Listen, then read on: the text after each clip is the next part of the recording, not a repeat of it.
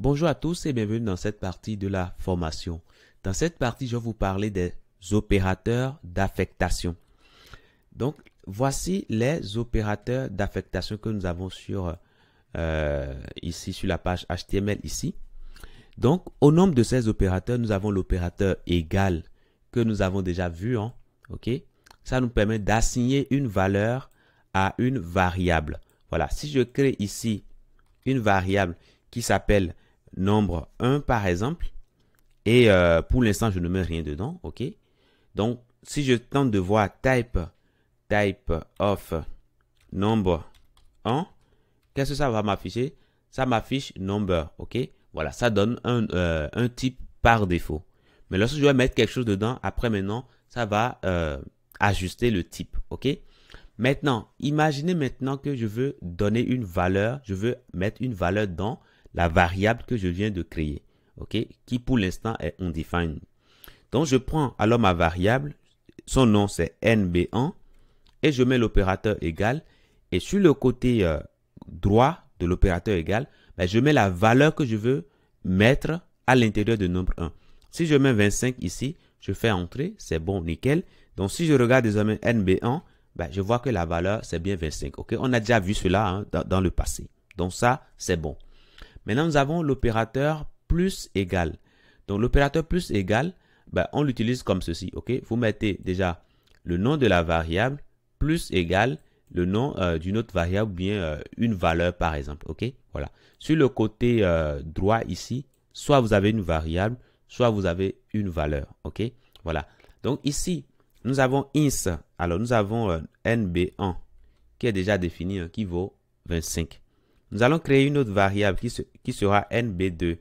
nb2 qui va valoir ici, allez, mettons 14. Là, c'est bon. Si je tente de voir nb2 ici, je vois que c'est bien 14. C'est parfait. Maintenant, si je veux utiliser cet opérateur-là, qu'est-ce que je vais faire? Je prends déjà le nb1, par exemple. nb1. Je mets plus égal nb2. Et là, ce que je viens de faire là équivaut à quoi? Ça équivaut à faire nb1 égale, ok?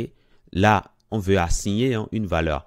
Donc ici, on dira qu'on va mettre nb1 d'abord et on va ajouter nb2. Voilà. Donc, que je fasse comme ceci, ok?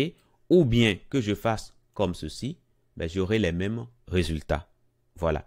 Donc, en gros, que je fasse ça ou ça, le but, ce sera de changer la valeur de nb1 et de mettre à l'intérieur sa propre valeur plus la valeur que nous avons sur le côté droit ici.